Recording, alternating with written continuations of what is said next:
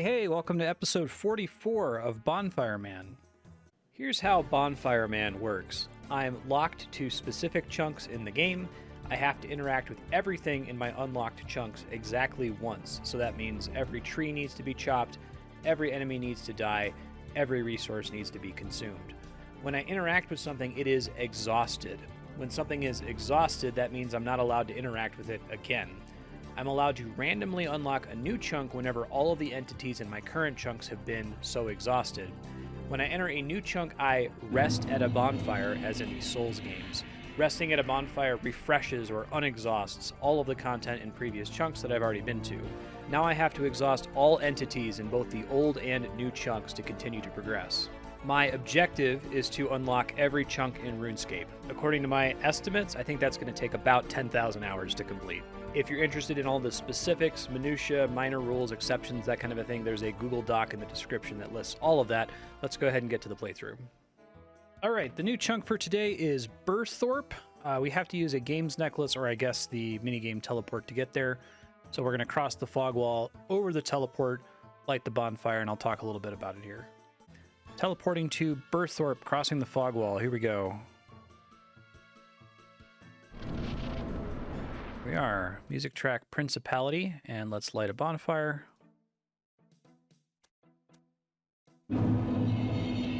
Beautiful. And let's rest at it. Everything has been respawned. Wonderful. Okay. We'll get to the overall objectives overview here in a second, but just kind of review what's here. We have a lot of annoyingly renamed regular men and women NPCs. They have the same drop table as men and women, but I think they get tracked separately in the loot logger, so I need to track them by their actual names. The archers are somewhat interesting. They have a chance to drop green d'hide chaps, which isn't super helpful. I do already have those from buying them from the Champions Guild. I want to say soldiers have a chance to drop mithril plate bodies. That might actually be the Burthorpe guards, but I don't need that. It's not an upgrade, but it's a ton of mithril bars for the Giant's Foundry, so that's pretty good. There's actually a pretty small number of trees, only 23 to chop here, so that's a mercy. We can't do the Rogue's Den. The most notable thing here, by far, is Turiel.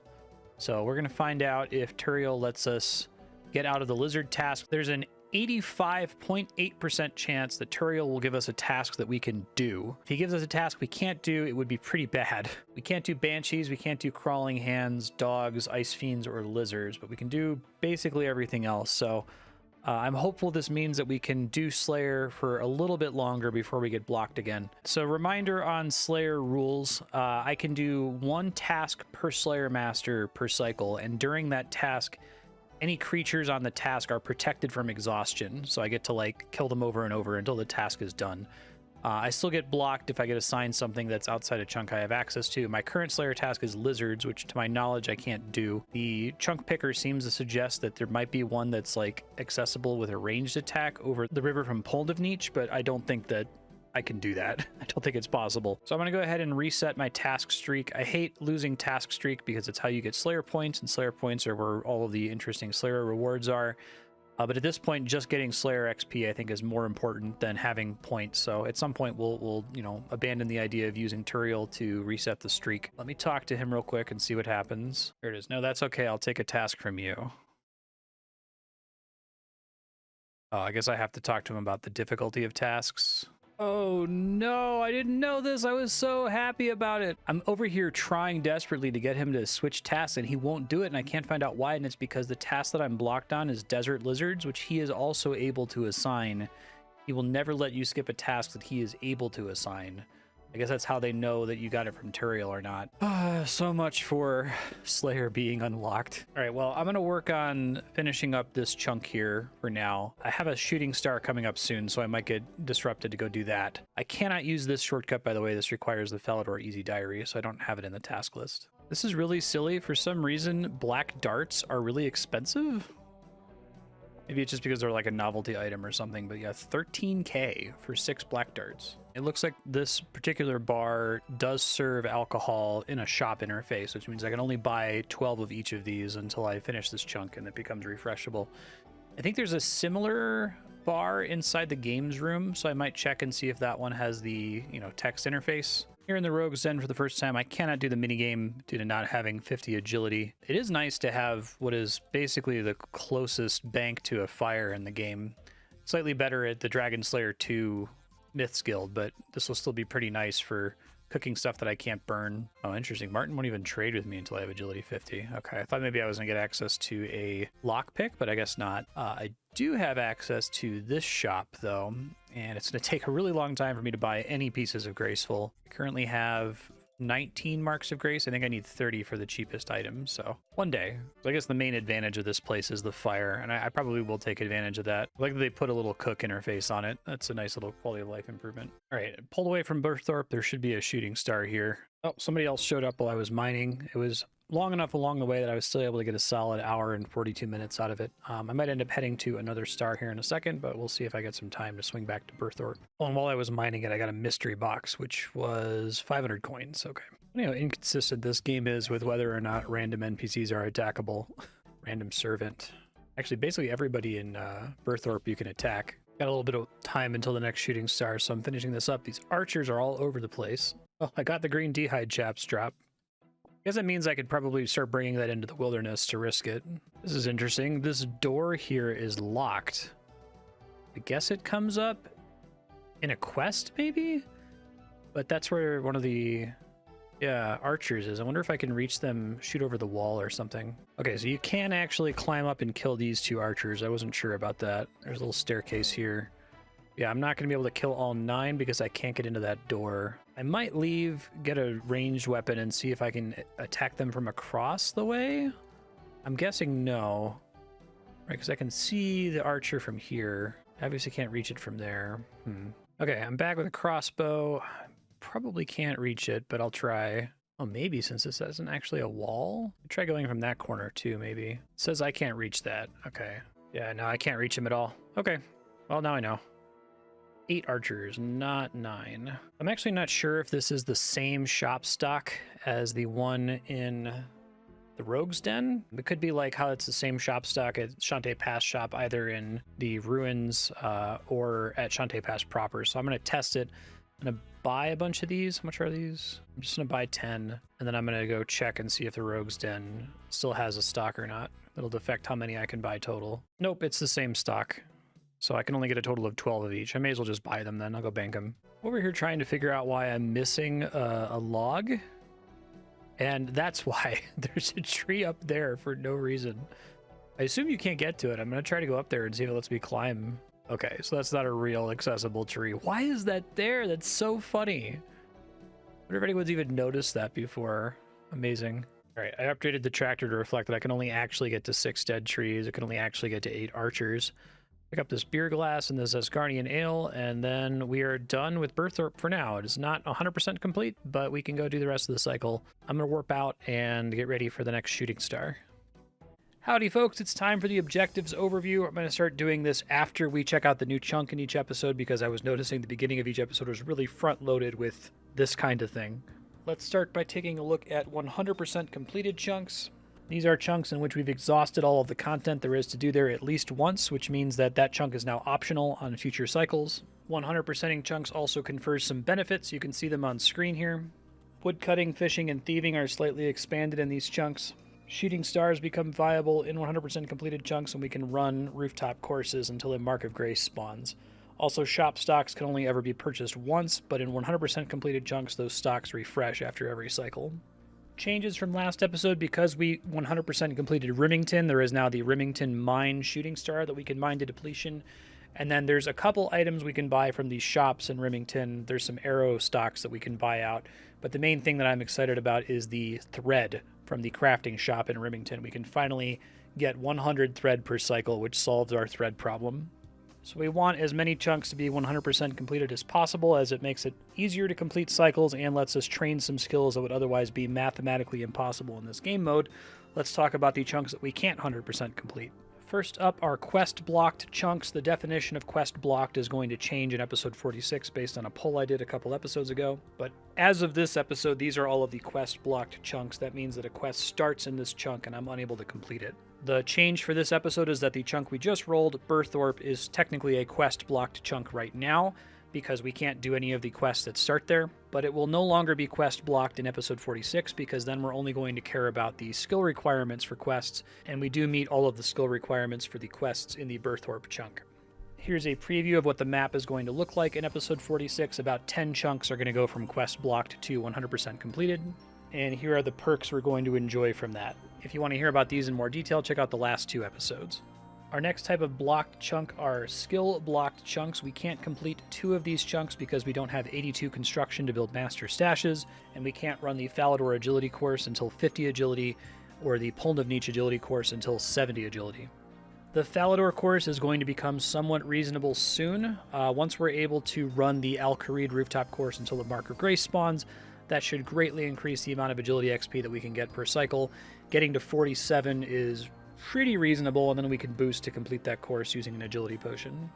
But the Cont'd course and the master stashes are either never going to happen in this account or are extremely far off in the future.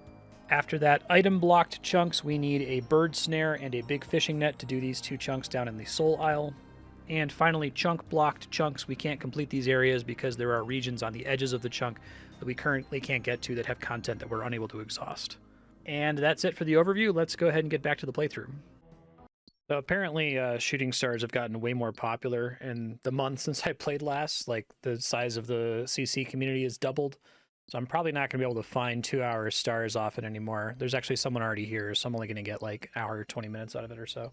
I just got back from stepping away from my machine. Apparently I got the full 2 hours out of this thing. The other people who showed up to mine it left after the T3 stage, so I still have a little bit more AFK I have to do before I'm going to get access to more shooting stars, so I'm going to try to chop some trees and see what I can pull off from that. Hey, our first clue step is in Burthorpe. What do you know? Would you look at that? I got a casket with the first clue step in Burthorpe. I should look at what my clue chance is for easy clues now. I think it's probably pretty high. We haven't had one of these in a while. Let's see what we get. Black plate body H3. It's actually kind of cool looking. Kind of matches my current outfit. Makes me wonder what a regular black plate body looks like with this outfit. I think I checked it before. Let me see. Actually, it looks pretty good. I think this one meshes a little bit better. The shoulder pads mesh a little bit better with the cape. Yeah, I might actually switch to this for a bit. I think it's actually a little bit more consistent with what the Dark Wraiths actually look like in Dark Souls. And it would be nice to have a bit of a costume change. I know I've already had both the black plate body and the plate legs for a while, but why not? Let's do a bit of a change. We're going to another star here at Mage Training Arena. I had a period there where I couldn't talk, so I finished the other star. Somebody else showed up, so I was only able to get about 30 minutes out of it. While I was there, I got a Mysterious Old Man random event. I got coal, iron arrows, and feathers from it, which is pretty good. Show that here in the random event analytics. I'm able to talk this time. I got another Mysterious Old Man random. That's 2 mazes in a row, which is really exciting. Maybe I'll get some more coal again. No coal this time. Death runes, nature runes, and coins, though. Here comes 83 mining. 2 more until rune ore. I only have access to like maybe 2 rune nodes right now in the mining guild. I might go ahead and boost for them once I'm within range with a dwarven stout. I have access to more dwarven stouts now that I can probably afford it. I don't know that I'm going to be able to use them, but we'll see. I got basically the full star there before it finally disintegrated. Pretty solid. Have several more stars to get still. We'll see which one we get. While I wait for this new shooting star, I'm going to try to do these clue scrolls. One is an easy clue that is in the Dwarven Mine. I should be able to do that one. But this one is an elite clue, which who cares? I think it's a 0% chance that I can do an elite clue. This is completely ridiculous. There's a 1 in 1 million chance that...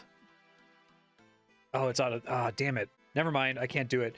What I was going to say, though, is that the Armadillion Guard / Bandos Guard that can spawn from Elite Clues has a 1 in 1 million chance to drop some God Wars Dungeon equipment. And just to be completely clear, 1 in a million is impossible. Like, statistically, it will never happen, right? If you've ever grinded out, like, the Dragon Warhammer at 1 in 5,000, I think you have a decent intuition for what 1 in a million actually means. But I'll still try it because, you know, I would lose my mind if it happened. First ever Rimington shooting star. So that's exciting.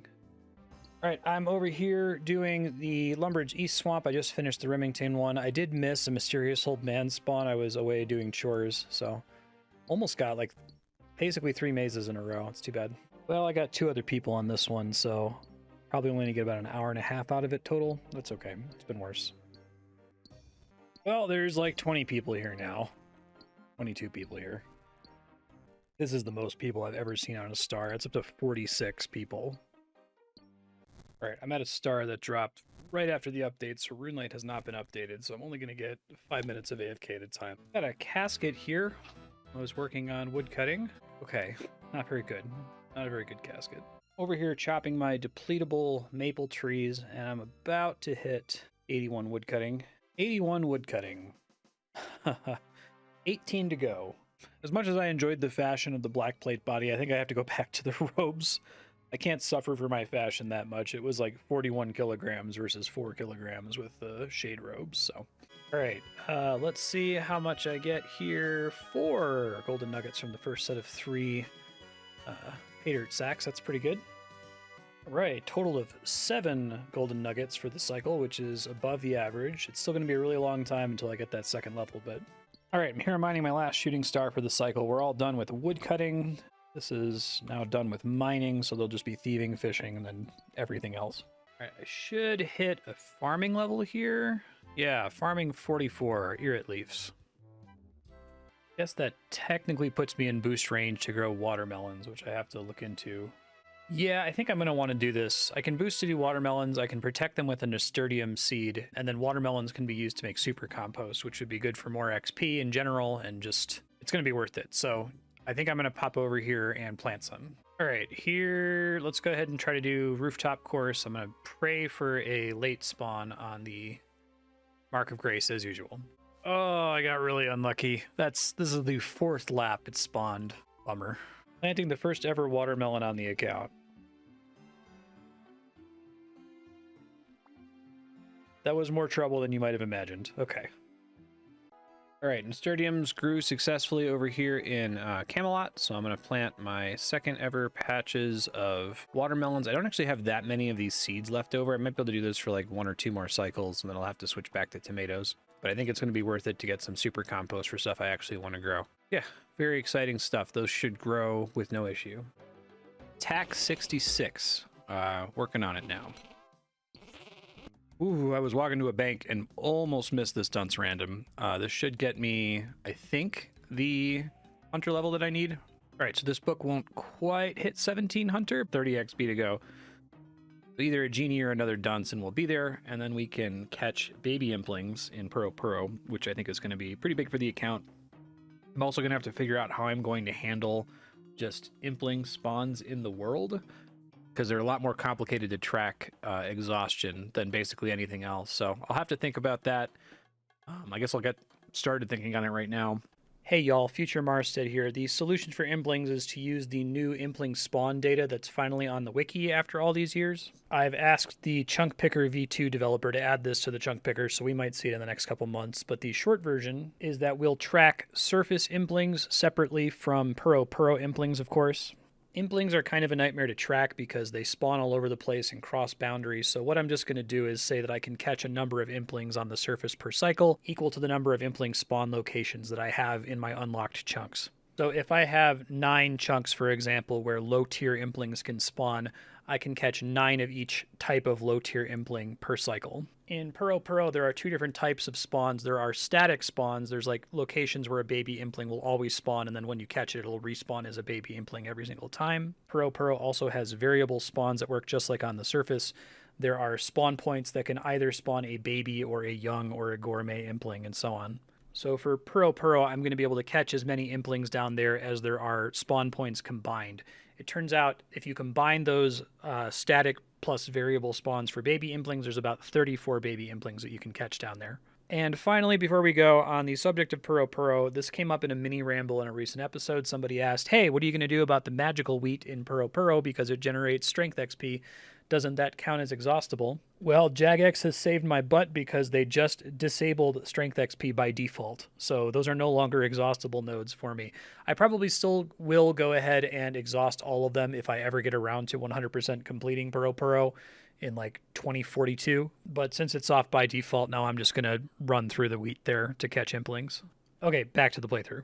But then after that, I can start lamping agility again going forward and just get all my hunter XP from actually catching Implings. There it is, fishing 64, and let's keep filling here. All right, got our 10 reward permits. Getting better and better at that. Let's go ahead and see what we get. Okay, here we go. Got the fish barrel last cycle, which was huge, I should add. I'm going to show the rewards from that before I deposit these into the bank. Wasn't able to quite double my fishing XP from the cycle because of that, but I still got a lot of extra rewards out of it. Okay, nothing good this time. Let's look at fishing changes, though. So here are the fish I was able to catch using the fish barrel to stay at the spot longer until it moved. I did have to... It made fishing a little bit more annoying because I always had to wait until exactly the moment that the spot moved to maximize time from it. Normally, I don't always have to do that with like shrimp or whatever because I'm so likely to fill up one inventory. I think on average, without using spirit flakes, I'd get about an inventory and a half for most of these. I would need to use spirit flakes to get a double inventory, and usually didn't even get a double inventory using spirit flakes on something like lobster or swordfish. But it's been really great. Should see a big spike in total fishing XP for this cycle when we calculate later. Just happened to get a Dr. Jekyll while I was in Ferox and was able to get another agility potion out of it. So that's nice because I'm able to check my bank here or in Giant's Foundry without him despawning. So yeah, I was able to pull out one of my clean ear at least, up to 5 full agility potions, which should be great whenever I get within boost range of something new for agility. All right, normally I would wait a cycle and just harvest these next cycle, but I kind of want to do the harvest now to see if I can do super compost. So I'm going to harvest my first ever watermelons here. Which fortunately, I only need to boost to plant them, not to harvest them. So we'll see how many we get. This is actually pretty good farming XP compared to what I can usually do. That's pretty solid for the first one here. 12. I think I only need 15 to get super compost. Probably shouldn't have noted them there. That was a mistake. I don't think I can unnote them. I have to do it at a bank. Okay, and I don't think I can get away with putting bank notes in here, so I'm probably going to have to teleport back to fill this. I guess I'll just see how much I get from the Falador patch, and then I'll come back and maybe start super compost running. One thing I should be able to do now, because I have plenty of bronze spears, is to make a scarecrow, which requires hay sacks, which I think I can get. So I would make a maximum of 2 scarecrows, obviously, for the 2 patches I can cover. And then I would probably just use that for sweet corn going forward. I have to double check what all a scarecrow protects. I think it might only be corn. So I think before I do that, I want to go through all of my watermelon seeds, which will be next cycle for sure. But then I'd probably just run the scarecrow until I burn through all my sweet corn seeds, and then I might start using regular flowers again after that. All right, let's fill the sacks here. I think I can do it here. Yeah, that totally works. Cool. And then I think I just use the watermelon on the sack, or I use the watermelon on the spear, or I use the spear on the sack. There it goes. Use... Oh, that gives you... Oh, interesting. That's interesting. I think I probably get more net XP. What I was thinking about doing is I have like hundreds of bronze spears in my bank, right? I have 142 bronze spears, so that's potentially 142 bronze spears times 25 farming XP is a decent amount of farming XP given how limited I am. And since that's processing, I could make just as many as I have watermelons. But I think for now, at least until I have access to a refreshing charter ship stock where I can buy pineapples every round, I think I'm more served by using watermelons to make super compost. But I'll keep this in mind as a down the road way to burn through a bunch of them if I've already burned through everything else. Okay, making my first bit of super compost here with this watermelon. I guess I have to manually load to make sure that it knows it's going to be super compost. Interesting, when you load weeds, it just completely fills the thing, but I guess it's because maybe you want to put different items that all contribute to super compost in there. Close bin. Looks like I'll end up getting enough to also put super compost over in Camelot. Yeah, I got tons just from that first harvest there. It was pretty good. Nice. Okay. All right, about to do a Soul Wars game here. We'll see how many points I get this cycle. Oh, I've had 2 really bad rounds, 16 zeal and now 19 zeal, so I've got to do a couple more. Oh, I got 19 again. So this has been another bad cycle here. That's a total of 54. So unless if I somehow get less than 6 zeal this time, this will be the last game. Like I've said before, it's tough because, like, you know, obviously I could help the team to win, but there's such a large team, and I'm still kind of undergeared and underskilled compared to everybody else, that it's kind of comes down to luck of the draw whether we get stomped or not. Fourth game went way better, got 48 zeal. All right, this is my first time ever having enough points to get 4 spoils of war, I guess because those first 3 games were so bad, and also because I had a bunch of leftover zeal last cycle. So let's pick these up. Still hoping for coal primarily. That is not coal. That is not coal. That is not coal. That is not coal. Too bad. It's everything we got this time. Still pretty good though. I mean, I like Runite bolts. I like adamant bolts. I've got like 30,000 Stardust to turn in here. I just didn't do it last cycle. I'm not going to bother doing anything with these gems until I have enough to get to another level breakpoint that matters. I'll go ahead and unlock them and report what the calculator says. Okay, there's the gem count from all of those bags from the 30,000 Stardust. Pretty good, 2.5 mil. And I'll look at the XP tracker. All right, this projects me getting to level 74 crafting. Now, I need to remind myself what the thresholds are that I care about. I'm going to Google it real quick. 74 is super worth it. It's a combat bracelet, which is probably going to be my best in slot gloves item for a very, very, very, very, very long time. So it's likely worth me going ahead and cutting all these gems. It's going to take a really long time, but I think it's going to be worth it. So to that end, I'm going to go ahead and start cutting gems. Let's hit 74 here. 71 crafting. 72 crafting. I was holding down space. I did it again. 73 crafting. One more. Since I'm out of shooting stars for the cycle, I've just been using this to get editing done on the next episode. So I'm just holding. I got my phone sitting on my space bar, and I saw it coming that time, but I like scrambled to hit it and didn't pull it off in time. 74 crafting. Can now make combat bracelet. Very cool. I will do that later. I gotta go prep for stream. All right, I'm back from hitting 74 crafting. Let's go ahead and make this combat bracelet. All right, making the bracelet first. Done. And then let's make a necklace, although I can't use it because I don't have access to anything to charge these two things. And then finally, let's enchant them. So we got combat bracelet and skills necklace that I can't use. This is really huge. This is just a gigantic upgrade. 6 melee strength, giant attack bonuses to basically everything but magic, and pretty decent defense bonuses. I won't be replacing that for a really long time. Looking at my max hit plugin over here, equipping this does in fact get me another max hit with the Colossal Blade. It looks like I'm still in a fortunate situation where it doesn't matter whether I use the Amulet of Power or the Amulet of Strength, with or without the combat bracelet. Yeah, so I get an extra max hit from it, and probably also gives me a max hit on this rune sword. Maybe only in combination. Yeah, only in combination with the Amulet of Strength. Still really, really good. Extra max hit. Very, very strong. Yeah, so here's the current combat look. Looking pretty great. There it is, 67 attack. I think we're doing 6 more. All right, y'all, this is probably extremely ill-advised, but I'm going to give the Fight Caves an attempt. Why not? I've got 10,000 adamant arrows that I got from Last Man Standing, and that's more than I should need total for the entire Fight Caves. And if I lose some, I'm going to get plenty more from future Last Man Standing cycles. I have 4 prayer pots. So all I have in the whole world is all 1-dose drops from mammoths over a very long period of time. So I'm going to try really hard. We'll see where I get. Depending on how this goes, it might inform whether I attempt again. But I hate being in this mode of just not even trying. This is my gear. I'm bringing the granite body, even though it has a range -5, and the rune med helm, even though it has a range 0, I guess. Just because I think it'll help a bit with survivability. I guess I'm going to take the green D'hide Man braces over the...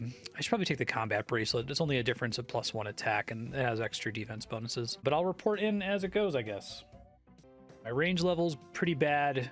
Range attack bonus is pretty bad. And I'm wearing a bunch of tanky armor, but I kind of want to just like stretch out my ability to survive for as long as possible. And try to avoid using any prayer, really, until the majors spawn. So let's go see how it goes. Okay, I'm just...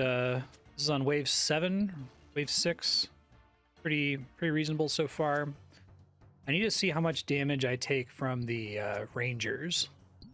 I'm hoping I can just like straight tank them with this granite body and rune med helm, and then just sit here and wait for my health to regen. I can sit here all day. I'm just worried about running out of prayer later on against the majors. We'll see. Somewhat okay tanking. I am getting hit a lot here. trying to conserve my prayer as much as possible. My concern is that can I successfully kill one of these while just praying mage against a major in the future, right? That's my big fear. Well, I got pretty badly messed up by a ranger in a wave that I wasn't prepared for. I thought I had set log off. So I'm just going to sit here and heal. I guess I'm going to use this as AFK to get some editing done. It's definitely not a good sign that I took that much damage, because I got messed up by that guy. So I think I'm going to have to start flicking Protect from missiles. I did lose one prayer point to a bat making it to me. I just have to figure out when to actually pray. I think I have to pray about a tick sooner than I think I do based on their animation. So yeah, it's going to be annoying, but I'm just going to stand here until my health comes all the way back. I've learned pretty clearly that I have to pray flick the rangers if that's the only thing I'm up against. Obviously, I won't have the option later when there's both mages and rangers. I got to get a handle on it, though. I used to prayer flicking enemies that it's a lot clearer when their damage actually calculates, but I think this guy's damage calculates like the instant the animation begins. Hit points, 74. This is going okay. I still haven't made it to the majors. I'm going to try to just use no prayer potions for as long as I humanly can, and I'm going to assess whether this is worth doing. Obviously, the easier solution is just wait until I have a better source of prayer potions, because I could definitely do this if I could just, you know, pray normally, but I don't want to. I'm happy to eat the swordfish just to speed things up, but I don't want to start dipping into the resources I have a limited number of, like the monkfish, the dark crabs, or the prayer potions or range pots. I think I'm not going to be able to do this. I think the majors are going to have too much health, and I'm almost certainly going to screw up a single prayer flick somewhere and just get wiped. I'll give it a try. I guess maybe I should just say use the potions, but I'm not super confident in my ability to flick Jad without practicing it, right? Like I've always done Jad by just keeping the prayers on. I'm gonna get the double melee after this wave, and then I'll get my first major, and that's probably where I'm gonna die, to be honest. All right, first ever major. Let's see how this plays out. More than a little nervous. I just want to see like how hard I hit it, or if I definitely have to come back with more range levels, right? And maybe even the magic bow. Oh, I'm dead. Okay. Okay, I gave the fight caves an honest attempt here. I think I might even give it another try if I get the magic short bow, just so I can get a little bit more DPS. Part of the problem is having bad DPS means I need to like sit there for longer. I ended up getting about 15k ranged XP out of that.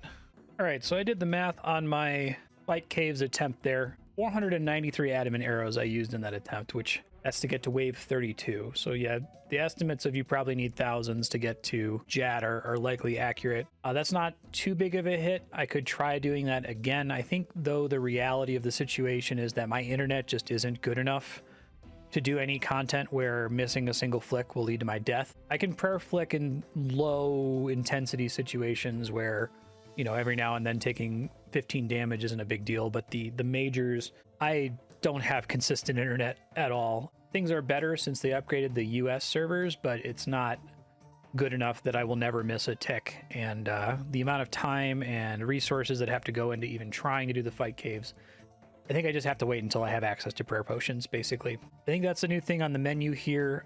Fight caves, we'll try it again once I have peapots. Bummer. I usually let the compost run until next cycle, but I'm kind of excited to have super compost, so I'm harvesting my first ever super compost here. Amazing. Thrilling content, I know. It's big for me. Getting these guys across the border again, just if they wander into my chunk, or if I'm able to otherwise hit them without having to pull them over. I think it's fine to pull things out of the chunk border. To date, it's been okay to kill stuff that wanders over chunk borders. I've never actually been in a situation where I had to explicitly pull something over the chunk border. I had to do some janky stuff with attacking at range through fences, but not in a different chunk. So like this water wizard, the earth wizard, and the air wizard do all naturally wander down here. I don't think the fire wizard ever does. So I'll plan on it just being these three, I think. I don't want to make a like forever ruling on that though, in case it matters in the distant future.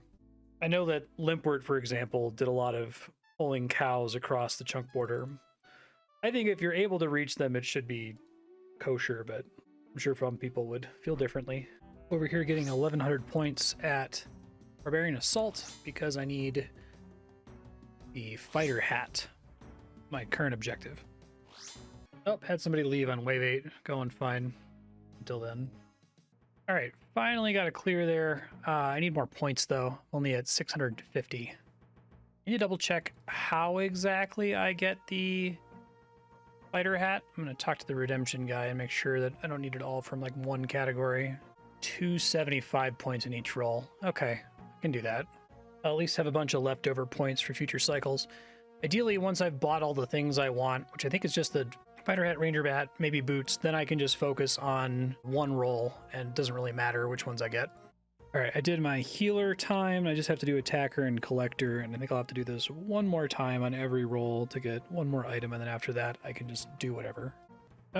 Team just disbanded on wave 9 with no conversation. Guess they got the points they needed. They were leeching somebody. Fortunately, I have enough points that I can get the hat, but it would have been nice to get a few extra points for next cycle. I just need to do attacker now. Literally had like 6 games in a row that just people bailed before Penance Queen. It's really weird. I think a lot of people just come here for the fighter torso and they just leave when they get enough points for it. Fortunately, I did enough of those partial games that I can get my silly hat now, but golly. Okay, so here's my task tracker. Low gamble, medium gamble, high gamble. The cost of those 3 things combined is 1,100 points across all rolls.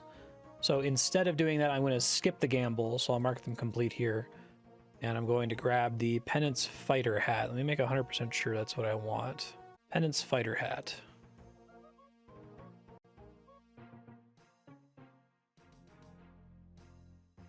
Okay, this thing's pretty silly looking. I'm kind of excited about it. It's very, like, Soulsy. The Souls games have all kinds of ridiculous headgear like this, so I think that's what I'm going to be wearing now. Let me actually see what I'm going to look like. Yeah, this is pretty incredible. This might need to be the new thumbnail image. I really like the Dark Wraith one, but that's great. Big fan. But here are the stat differences on what I was previously using. The Rune Med Helm. +5 stab, slash, and crush, which is pretty awesome. And then almost strictly better on defense. A little bit worse on magic defense. 68 attack. All right, using Super Compost for the first time. It's actually pretty good XP every time you apply it. 26 is pretty good for me anyway. I'm just going to use it on any crop for which the quantity I get back matters. So I guess that's like watermelon, probably sweet corn once I start planting that. Okay, let's see what we get from the big rune mechanism. Not as good that time. 26 law runes. That's really the money rune I want from that, but I'll still take it. This is funny. I got the Jekyll random in Sorceress's Garden, which I didn't think was possible. I thought this was an instance, but all right. I was able to drop a clean ear at leaf I just got and get another agility potion. All right, I'm here at Calphite Queen. Let's go. Yeah, the benefit of the combat bracelet and the fighter hat were pretty noticeable here in terms of accuracy. We'll see how it affects phase 2. Almost done with her here. The worst when she's like one hit from dying for like several minutes and I just can't land the hit. I keep worrying someone's gonna walk in and spoil the kill. Finally, got her? Question mark? Oh, she's... What the hell? This is new. She's dead, but she's not dying.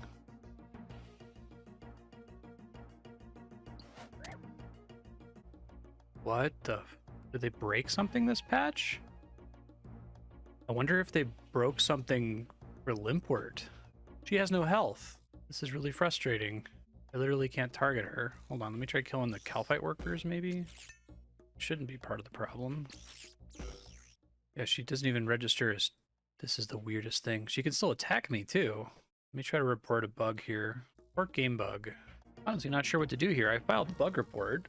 I guess I'm gonna have to kill her again. Maybe something weird happened with her, like regenerating health on the tick that I actually killed her, but this sucks.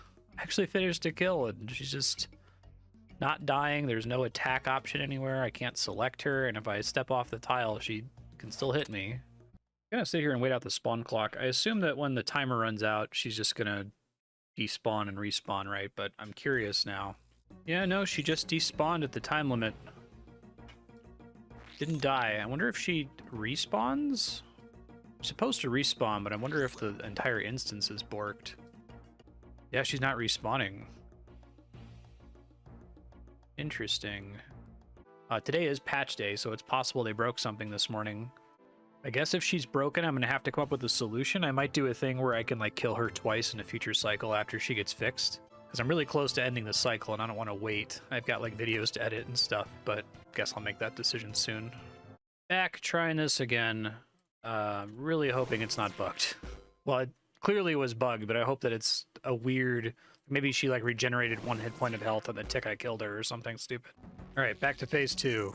All right, we're here coming up on the last hit again, so hopefully I don't get screwed.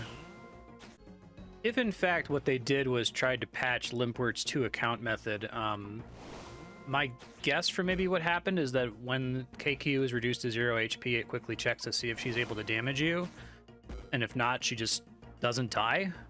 Which would kind of be a messed up solution, but if they did that, I'm wondering if I can get away with this by just making sure I deal the final blow to her while she's able to hit me still, you know? If they just made flinching impossible, we're screwed. There's no way I can beat her without this method or something similar. Okay, that time she died. I also didn't walk back under her. 10 cactus spines. Not super exciting. At least I got the kill, though. I'll see. I reported it. I reported the bug in game. I tweeted Modlight, and I replied to Jagex Sarny on Reddit. Okay, I'm getting near to the end of the cycle here. Just have Giant's Foundry, Construction, and Last Man Standing to go. So I'm going to start working on that now. Just turned in a sword that should get me to 75 smithing. 75 smithing. I can make adamant scimitars now. Okay. All right. I'm done with Giant's Foundry buying out smithing catalyst. I still think this is the right call. I'm buying out shop stocks now. I just finished the construction training. I got slightly more XP overall this cycle because of repairing a mast in Temporos. So I've bought 250 steel arrows, but I'm thinking about the actual value of this, and I think it goes down when you consider that I'm getting so many adamant arrows from Last Man Standing. So I don't think I'm going to buy out these. I'm going to move them over to optional. I don't think that's something I'm going to regret. All right, last thing left to do is Last Man Standing, so I'm remembering to show you my supply tracker here. Pre-LMS. Still looking pretty good. Coming out way ahead on law runes, even using them pretty liberally. All right, I got 3 points in my first game. Let's try again. All right, just got 2 points. So 2 more to go. Down to the last 3 people. I actually got 2 kills this time. So it means I'm guaranteed to get enough points to end the cycle at least. All right, I got 4 points in the last game, so it's a total of 9. I'm just gonna turn those all into more adamant arrows. I am gonna end up using those, even if I don't do fight caves anytime soon. Use them for range training once I catch up my attack and defense here. 3150 arrows, it's pretty good. All right, that was the last thing I had to do for the cycle, so let's go summarize. Okay, let's sum up the chunk here. 42 days, 20 hours of playtime, which I think is a little bit over 1,000 hours. I'd like to show you the difference between my progress at 1,000 hours in the Quest Cape playthrough. There's the live split timer. Let me go ahead and pause it here. Quite a bit more. I spent a lot of time cutting all those gems and also an extra 2 hours on the Remington shooting star. And I think just in general, I was a bit slower this time than I was last cycle. Last cycle, I was very efficient for whatever reason. Part of it, doing Barbarian Assault. I had to do a lot of rounds of Barbarian Assault. Here are my skill levels there. We'll talk about XP gain in a second, but I would like to... Hey folks, it's Future Marstead. I had to dig up my stats by like searching through the old Diary Cape video to find it. Man, my mic quality was really bad. I'm so mad that I recorded that whole video essay with that mic. Anyway, here are the stats. I'll just leave them on the screen here for a second. You can pause if you're interested in comparing them just to kind of see the difference in output from 1,000 hours of work on a normal account versus this restricted Snowflake account. I suppose interesting things to point out, I actually have a higher mining and smithing level on the Bonfire account than I did on the Diary Cape account. That's just because of shooting stars and all the time I've spent at Giant's Foundry. Fishing and fletching levels are surprisingly close, especially since I was going out of my way to try to qualify for the Quest Cape on the main account. But overall, it's a difference of about 400 total levels, so pretty significant. Bonfire Man is pretty slow. Okay, back to the summary. Task completions, again, this is just general tasks. I already showed you the tasks for Burthorpe in particular. We did all of this wood cutting, fishing, thieving, mining, runecraft. I haven't been doing combination runes lately. I'm not anywhere near getting to any useful thresholds for runecraft, so I'm just saving up talismans. At some point I'll do all of them every cycle again. Farming, I did update these to refer to specific locations in Falador and Camelot. It makes it easier for me to keep track of stuff.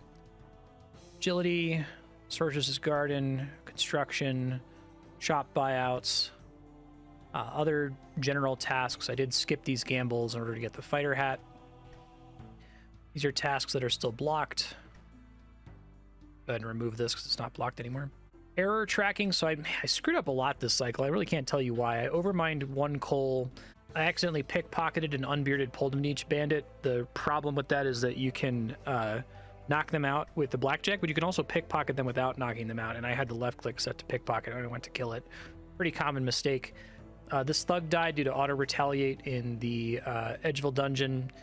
And I don't remember why I killed an extra dwarf. I may have accidentally clicked on one when I was trying to kill scorpions, but I'll fix all of these. The extra 29 pickpockets from last cycle did get fixed though, so these are what are coming up for next cycle for me to fix. Random event spawned. Oh, thank goodness. Man, I'm got like 3 of these this cycle. Nice. Got another agility potion out of that. I'm up to 7 now. That's why we do this summary here at Giant's Foundry, if you ever wondered. Because I can access that bank chest without the random event despawning. Here are the optional tasks for the cycle. Went ahead and added one for watermelon just to track that I did that only, and super compost down here at the bottom. I'll probably move that up here soon. So that's it for tasks. Let's look at XP gain. Here's the XP summary for the cycle. A lot more XP this cycle. A lot of that came from crafting and doing extra mining. This is the delta. This is the increase or decrease in XP compared to last cycle. So we gained an extra 400,000 XP. Most of that came from crafting. A little bit of it came from mining, but that was the bulk of it. You'll notice that ranged is up by about 14k. That's entirely for my Fight Caves attempt, and I think I've decided I'm not going to try Fight Caves again until something else changes. I get a magic shortbow, or more importantly, I get access to prayer potions. If I can go in with a full inventory, I think I can clear it on the first attempt. No other big changes here. I made fewer bars at the Giant's Foundry, or fewer swords at the Giant's Foundry, so smithing is down and strength is down because I've switched off of strength and onto attack, as you can see. As far as the individual skills I care about, right now the most exciting thing coming down the pike is going to be 17 Hunter. I guess 85 Mining is nearby. We're going to get 84 next episode, after which I'll technically be able to boost to mine the 2 Runite ore nodes in the Dwarven Mine. Not very helpful. I'm not going to be able to smelt them anytime soon, but I'll probably start doing that as soon as I can. I'm just going to be happy that if we roll any chunks in the future that have Runite ore nodes, that's not going to block us from 100% completing those chunks. I think that's everything there is to mention for XP, so let's look at the loot tracker here. Just going to scroll quickly through it. If you want to see something, pause the video.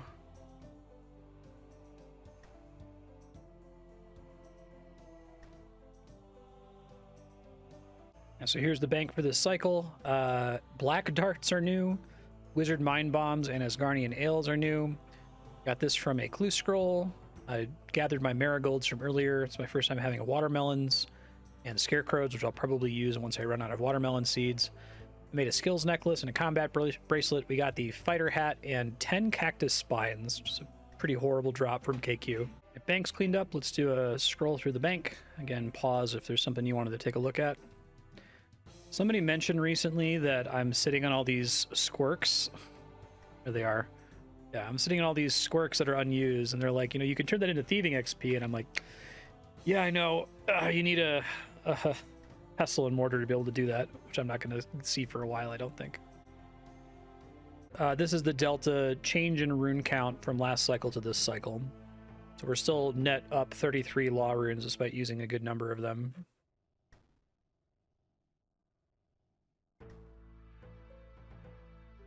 So looking pretty good. Came down a bit on coins, but paying for all my planks and for runes purchased from Ali, so I'm happy with that. Forgetting something? Oh, I should show you random event history. Look at this. 4 Dr. Jekylls in a row. I was able to grab an herb for, I think, 2 of them, and then a bunch more before that. What? My count's clearly broken. I keep getting Dr. Jekyll randoms. I only need to get 1 more lamp or dunce to be able to get 17 hunters, so I'm hoping that'll happen next episode. I think that covers everything, so let's go ahead and get to the chunk picker. Okay, here we are on the chunk picker. Just real quick, this also includes these 2 chunks over here in Cont'd. No big changes from prior episodes, other than we can now roll the Warriors Guild just west of Burthorpe, which I think would be interesting. I should be able to do some of the Cyclops there. We could try to go for a Defender, but there's so few of them for me to kill per cycle. I don't think I'm gonna see a Defender for a very long time, unless if I luck out and get a Hill Giant Slayer task that I can do there. But even then, that's gonna be like 100 kills. That's like 1 Defender, so really don't think we're gonna see a good Defender for a very long time. We can get down to Taverley now, which would let us start the process of unlocking Herblore. I think we also need to get this chunk down here to finish it. Yeah, Druidic Ritual requires both North and South Taverley. But this is a pretty exciting chunk. I would very much like to have that one. I'll probably go through and re-rank my chunks pretty soon here, but without further ado, let's go ahead and roll the chunk and see what we get.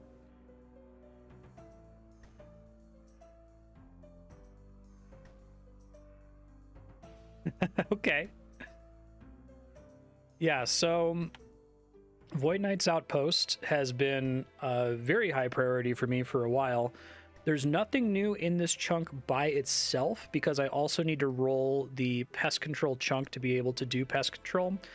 When we roll into pest control, that's not going to be a reroll.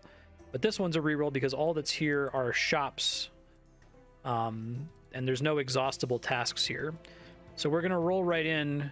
I guess technically I can go there, buy out the shop stock, declare the chunk 100% complete, then roll another chunk, because this is a reroll according to that rule.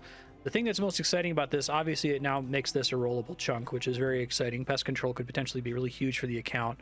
But more importantly, the shops that are here are refreshable shop stocks. So we already had a refreshing archery store that's a little underwhelming, but having a magic store, I can finally buy runes and actually train magic as a combat skill if I wanted to.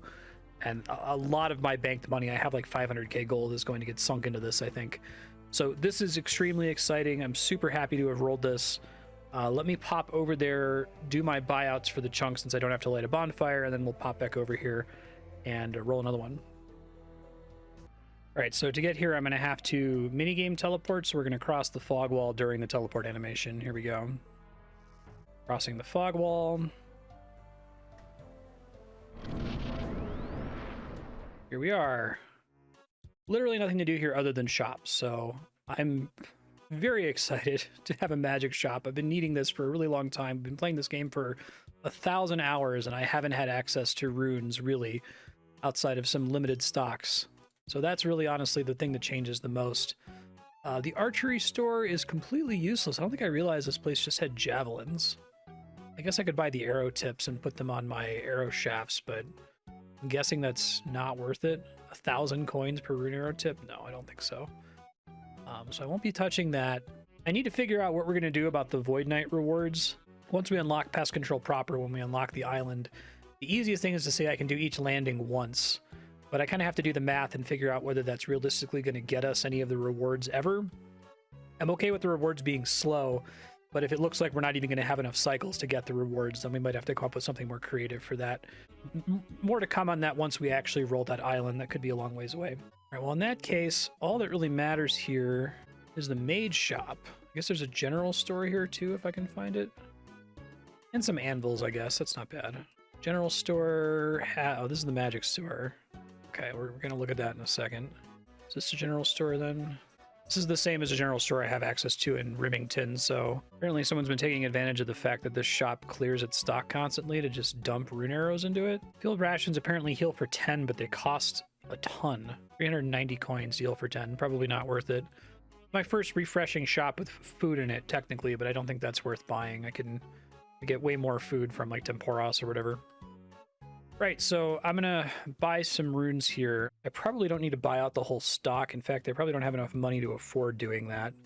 But I should buy a lot of them, so I'm gonna start working on that. I think the way I'm gonna handle this going forward, instead of just trying to buy as many runes as humanly possible, I'm gonna buy a bunch now, but in future cycles, I'll just use this shop for what I need for that cycle, and there should be enough packs here that I should be covered indefinitely. Like if I were to completely buy out the Chaos runes or the Mind runes, that should let me cast spells for basically the entire cycle's worth of combat if I wanted to. I'm going to buy out all the elemental rune packs because they're dirt cheap, and I'd love to be able to not have to think about those. Okay, so it almost exhausted all of my money, but I was able to buy out all of these shop stocks worth of packs. So I got 8,000 of each elemental rune. Max stock is 80 for those. 4,000 mine runes, 40 packs. 3,500 chaos runes, 35 packs. And I'm just going to not worry about the rest of them because I'm broke anyway.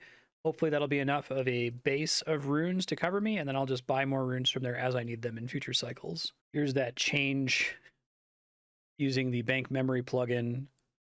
Almost exactly 500k to afford that. I probably can make a little bit of money by doing some alching here. I'm likely still sitting on some rune arrows that I can safely alch. Yeah, 862 rune arrows. So I might pull out the foot pedal and knock that out because I also have 1,400 law runes that I could spend on that just to get the cash stack built back up. But this will be nice to just not have to think about runes for a really long time. And with no exhaustible tasks in this chunk, I'm going to go ahead and head back to the chunk picker. Okay, no changes other than that. This is now rollable, and it will not be a reroll chunk because it's new content. Let's go ahead and pick chunk here.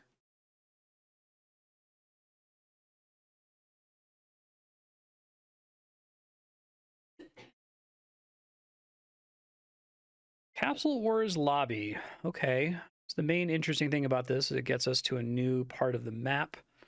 I won't be doing Castle Wars, I don't think. Actually, are there any quests that start here? This might be a reroll. I may have marked it not as such an error. Oaks, trees, willows. Yeah, this might be another reroll. Let me just double check the Castle Wars is all cosmetics. 1 second. So I think it's a reroll anyway, because Castle Wars itself does take place on a real surface chunk, not an instance like Soul Wars. Castle Wars rewards are 99% cosmetic. I guess the halos technically have unique stats on them. They have a prayer bonus. I don't have a prayer bonus available in the head slot. So I think if I roll into Castle Wars as a mini game, that would require me to light a bonfire, assuming I can light a bonfire in the Castle Wars, which maybe I can't. That might save me. But I think this actual chunk doesn't have anything new in it. It has access to Castle Wars, so this would become rollable. Obviously, these guys are rollable now. I can build a medium stash. I can chop trees and willows. Yeah, there's nothing new in this chunk. There's no quest or anything. So I guess I'll go over here and we'll exhaust everything. We'll cross the fog wall and then we'll roll another one. All right, I added tasks here. We need to cut 60 trees, 21 willows, or 21 oaks, 5 willows, and then build a medium stash. This is actually going to be really great because I'm going to get 5 more depletable willows and 21 more depletable oaks in future cycles. That should be a pretty nice boost in, more importantly than woodcutting, fletching XP. I'm going to go ahead and cross the fog wall now. I have a couple ways to get there. One is the Grand Exchange. One is just with a Ring of Dueling, so I'm going to use that. Can now access everywhere from the Ring of Dueling, which is kind of cool. Crossing the fog wall. Here we go. Don't need to light any bonfire here. Just need to chop all the trees. So I guess I'll chop them and save the logs. Can I build this stash here? All right, stash built, and let's work on the trees. I think I can access everything here. I'm not 100% sure because there's like a bridge and there's that edge of the chunk, but I think I can go across the bridge and still get to everything. We'll see here in a second. There's nothing interesting over this bridge here. At least there's no content to reach that's blocked by it. So that's everything on this side of the bridge. I've got more stuff to get in the back, so I'm gonna go bank this. Technically some ogres that can cross the boundary there. I might want to try to kill one, just in case an ogre is the only new content available to me in another chunk. It might make it re-rollable. So once I finish chopping these trees, I'll see if I can wait for one to cross that threshold and then kill it. Another full inventory, taking it back. I think I can do this with one more inventory. No, I'll be slightly short. I guess I'll just bring a knife here so I can cut the rest of it. I can definitely hit those guys. Definitely walks right up to that border there. I was able to aggro this guy on the chunk border. I guess the fact that they're aggro makes it even easier to pull them like it was with the Ents before. Well, the Ents wandered really far into chunk to the south. So I went ahead and added Ogre 1 here. I'm not going to like farm them or try to kill as many of them as I can. I just want to mark it done. I think these guys pretty much just drop seeds. Yeah, big bones and seeds. There's the Ogre ribs too for Dragon Bone Man. All right, let me get back to tree chopping here. Chop my last regular tree, and I just have these 3 willows, and then we'll be done. Yeah, I was a little worried that I wouldn't be able to reach this willow here from a distance, but I can get to it right through there. This is the last one. There it is. Victory achieved. Castle Wars lobby is done. I won't have to chop these 60 trees ever again, and I will be able to deplete the 21 oaks and the 5 willows, which is quite good. We'll be set in case we roll something that only has an ogre as the new chunk. I don't know if the Castle Wars lobby chest despawns random events. It probably does. I'm gonna go ahead and roll another chunk here. All right, back in the chunk picker. All of these chunks are rollable. I don't know anything about them, to be honest. I know Yanil we won't be able to complete because there's a quest there. It does get us pretty close to the hunting shop, which would be nice. I have to kind of sit down and stare at these, so maybe I'll explain what the deal is with them next episode. I'm just kind of anxious to roll another chunk here. Let's see what we get.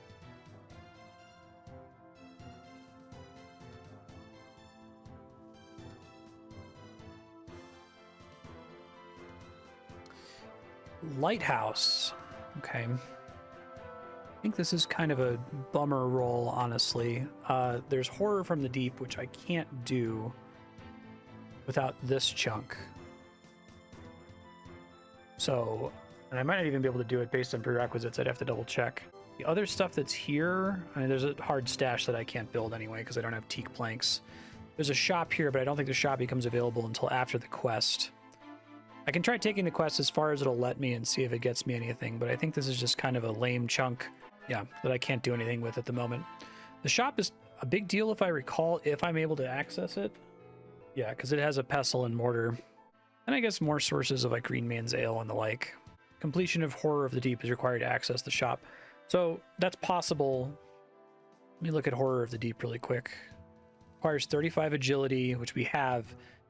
Alfred Grimhand's Bar Crawl we don't have. So yeah, this is mostly going to be a cycle where I just repeat content we've seen before. And I guess it's not that bad because I did just get 2 useful chunk rolls that I got to re-roll, namely Castle Wars and the Void Knight Outpost and all of the shops that are there. So yeah, we'll roll with it next episode. It's not that bad. And it gets us access to this chunk, which is potentially significantly more interesting. Thanks folks for watching. We'll see you next time. Bye.